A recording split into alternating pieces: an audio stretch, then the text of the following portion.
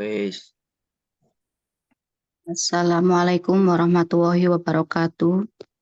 Kami di sini dari kelompok 3 ingin mempresentasikan hasil kerja kelompok kami yang berjudul uji asosiasi. Sebelum itu, perkenalkan anggota kelompok kami. Yang pertama ada Dehi Agustina NPM 210003, Fatin Hajida NPM 210010, Usama Al-Farabi NPM 210028, Arif Khoirur Rahman NPM 210031, kemudian yang terakhir Putri Raihan Dita NPM 210032. Di sini akan dijelaskan tentang analisis korelasi dua variabel. Yang pertama ada analisis korelasi dua variabel, yaitu korelasi parametrik memerlukan dua variabel kontinu yang diukur pada skala interval. Yang kedua ada koefisien tidak membedakan antara variabel independen dan dependen.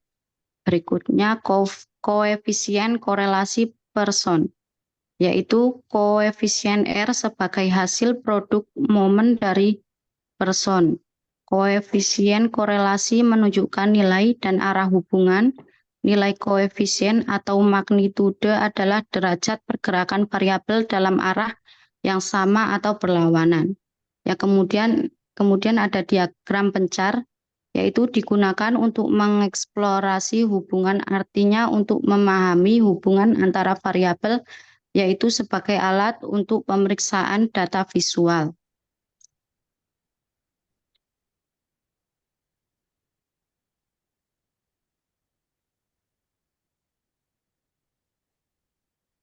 Kemudian ada analisis korelasi dua variabel. Di sini ada asumsi-asumsi R, yaitu analisis korelasi membuta asumsi-asumsi tertentu tentang data banyak dari asumsi tersebut untuk menguji koefisien. Kemudian ada perhitungan dan pengujian R.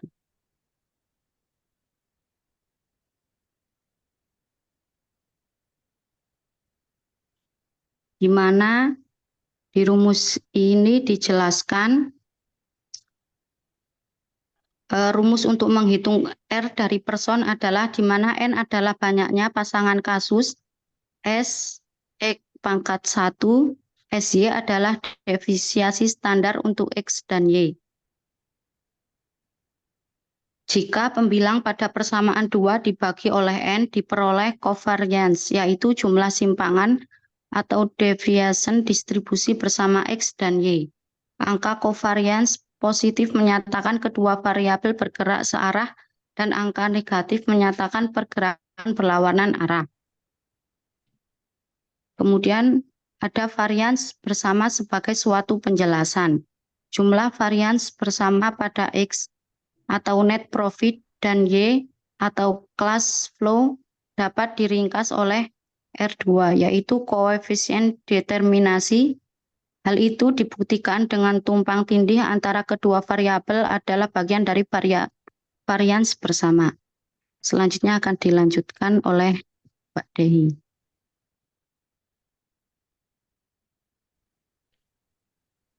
Next.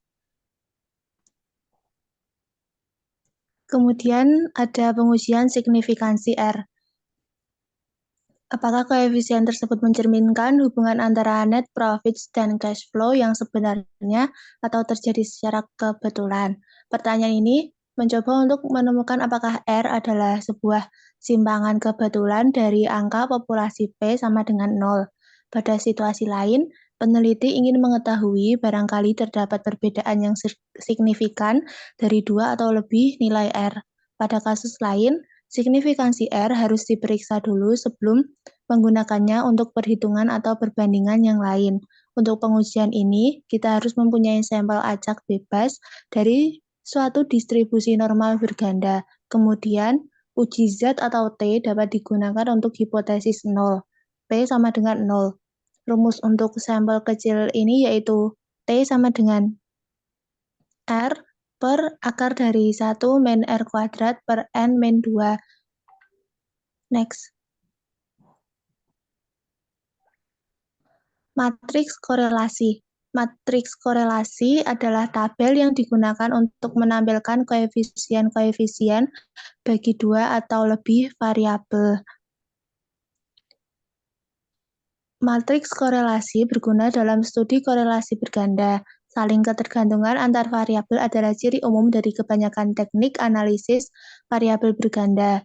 Matriks menjadi landasan untuk perhitungan dan pemahaman hubungan sesungguhnya pada regresi berganda, analisis diskriminan, analisis faktor, dan lain-lain. Penerapan seperti itu memerlukan varians pada matriks standar. Gabungan matriks covariance dalam kelompok merata-ratakan setiap covariance dari beberapa kelompok dan menyusun hasilnya sebagai koefisien. Yang selanjutnya ada interpretasi korelasi. Suatu koefisien korelasi, suatu besaran atau tanda, apapun signifikansi statistiknya, tidak menyatakan secara tidak langsung penyebab atau yang menjadi akibat atau causation.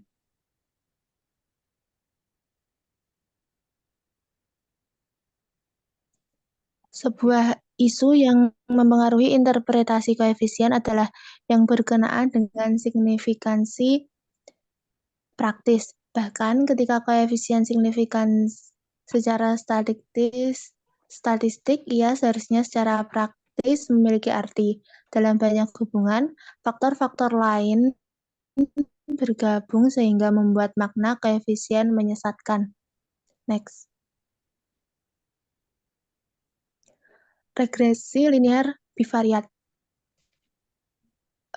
Pada bagian sebelumnya, kita memusatkan perhatian pada hubungan di antara variabel-variabel. Korelasi hasil produk momen dihitung untuk mewakili sebuah indeks besar kecilnya hubungan.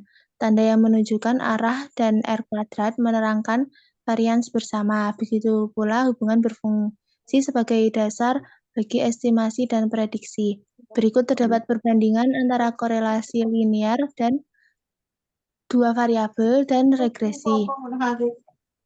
Pada tingkat pengukuran, korelasi memiliki skala interval atau rasio, sedangkan regresi menggunakan skala interval atau rasio. Pada sifat variabel, korelasi kontinu dan berhubungan linear, sama pula dengan regresi, yaitu kontinu dan berhubungan linear. Kemudian terdapat hubungan XY. Pada korelasi, hubungan XY yaitu X dan Y simetris. Sedangkan pada regresi, hubungan XY, Y variabel dependen dan X independen. Regresi X terhadap Y berbeda dengan regresi Y terhadap X. Kemudian selanjutnya ada korelasi.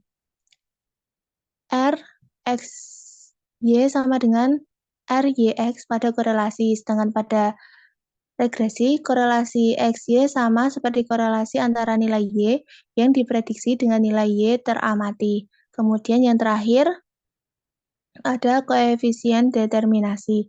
Pada korelasi, koefisien determinasinya menerangkan varians bersama X dan Y. Sedangkan pada regresi, koefisien determinasi merupakan proporsi variasi pada Y yang dapat diterangkan oleh garis regresi. Next.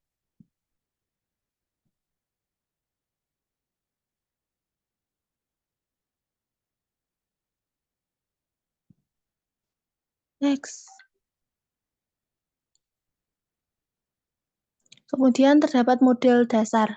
Garis lurus adalah cara terbaik untuk memodelkan hubungan antara dua variabel kontinu. Regresi linear dua variabel dapat dinyatakan dalam rumus sebagai berikut, yaitu Y sama dengan beta O plus beta 1 XI, di mana nilai variabel dependen adalah fungsi linear dari nilai padanannya pada variabel independen X. Untuk pengamatan ke I, slope P atau kemiringan beta 1 dan intercept beta 0 dikenal sebagai koefisien regresi. Kemiringan beta 1 adalah perubahan pada Y untuk setiap perubahan 1 unit pada X. Kadang-kadang disebut sebagai rise over run yang memiliki rumus beta 1 sama dengan delta Y per delta X. Ini adalah rasio perubahan dari kenaikan pada garis relatif terhadap penambahan sepanjang sumbu X. Intercept beta 0 ialah nilai untuk fungsi linear pada saat memotong sumbu Y, yaitu sebagai prediktor pada saat X sama dengan 0. Rumus untuk intercept didasarkan pada rata-rata nilai variabel X dan Y, yaitu beta 0 sama dengan Y min beta 1 X. Slide selanjutnya akan dijelaskan oleh Mas Sama.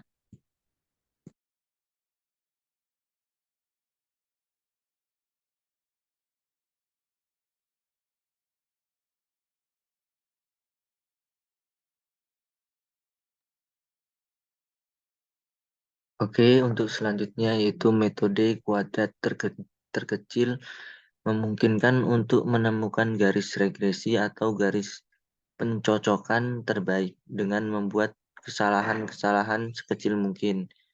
Garis percocokan adalah garis yang meminimumkan jumlah kuadrat kesalahan prediksi. Nah, bisa dilihat sendiri, itu ada yang diminimumkan. Lalu juga ada koefisien regresi. Next. Lalu bisa dilihat sendiri, ini adalah salah satu contoh diagram pancar dan garis regresi yang mungkin berdasarkan pemeriksaan visual. Jadi dengan mensubstitusikan data dari tabel 16-5 ke dalam dua rumus. Nah, lalu sekarang persamaannya, prediktifnya adalah dengan hasil berikut itu. Bisa dilihat sendiri. Lanjut, next. Lalu menggambar garis regresi. Nah, menggambar garis regresi, sebelumnya menggambar garis regresi, kita memilih dua nilai X untuk perhitungan dengan menggunakan nilai X, IJ, 13 dan 24 diperoleh. Nah, lalu pentingnya menerapkan diagnostik lain untuk membuktikan bahwa asumsi-asumsi regresi terpenuhi. Berbagai program perangkat lunak menyediakan plot dan pemeriksaan kenormalan, kelinieran, kesamaan varian, dan kebebasan kesalahan lainnya. Next.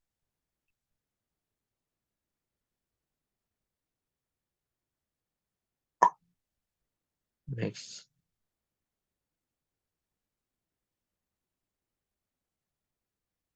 Lalu selanjutnya yaitu ada prediksi. Prediksi titik Y dan harus diperbaiki untuk ketepatan yang lebih tinggi seperti halnya dengan estimasi keyakinan lainnya. Kita menerapkan derajat kepercayaan yang diinginkan dan mensubstitusikan ke dalam rumus.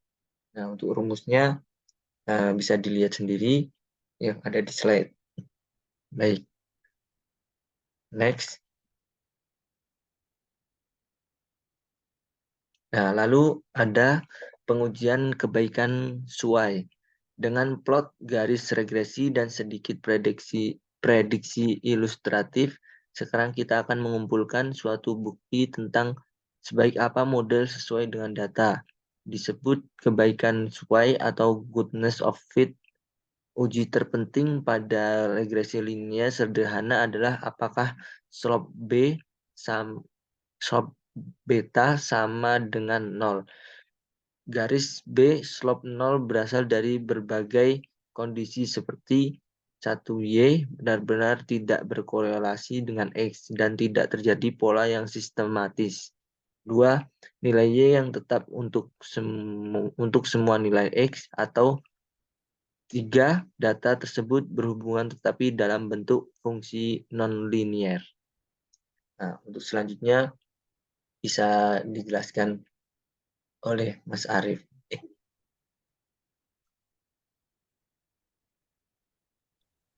Selanjutnya uji T. Uji T ini untuk menguji apakah B1 sama dengan 0. Kita gunakan uji dua arah, karena hubungan sesungguhnya mungkin positif, negatif, atau 0. Pengujinya mengikuti distribusi T untuk derajat bebas min 2. Uji F. Dalam regresi sederhana, uji T dan F melahirkan hasil serupa karena T sama dengan F. Dalam regresi berganda, uji F memiliki peran menyeluruh bagi model dan masing-masing variabel bebas dinilai dengan unit yang terpisah. Next. Kemudian yang selanjutnya ada koefisien determinasi. Koefisien determinasi dilambangkan oleh R². Tujuannya adalah sebagai indeks kecocokan, menyatakan proporsi dari variasi total Y yang dapat diterangkan oleh X. Sebagai ukuran hubungan linear yang mengatakan seberapa baik garis regresi cocok dengan DA koefisien ini juga merupakan indikator penting dari keakuratan estimasi persamaan. Rumus perhitungan R² seperti pada gambar di slide. Next.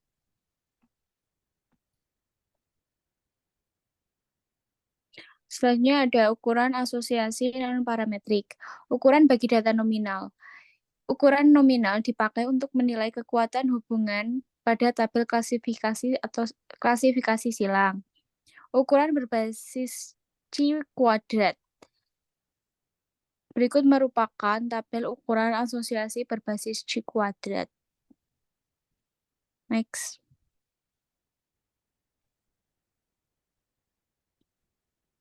Selanjutnya, ukuran berbasis C² yang pertama diterapkan terhadap merokok dan kecelakaan kerja. Ukuran ini disebut Pi. Kisaran Pi adalah antara 0 hingga 1,0 dan berusaha memperbaiki X² secara proporsional terhadap N. Pi dihitung dengan rumus berikut. Next. Selanjutnya akan dijelaskan oleh Mas Arief. Yang selanjutnya yaitu Cramer's V adalah modifikasi dari Pi untuk ukuran tabel yang lebih besar dan memiliki kisaran nilai sampai dengan lebih 1,0 untuk sembarangan bentuk tabel. Cramer's dihitung dengan menggunakan rumus yang tertera pada layar. Koefisien kontingensi C dilaporkan paling akhir. Koefisien ini tidak dapat dibandingkan dengan ukuran lainnya dan memiliki batas atas yang berbeda untuk berbagai ukuran tabel. Selanjutnya yaitu penurunan kesalahan proporsional atau PKP. Statistik PKP adalah tipe kedua yang digunakan dengan tabel kontingensi. Lambda atau tau adalah contoh yang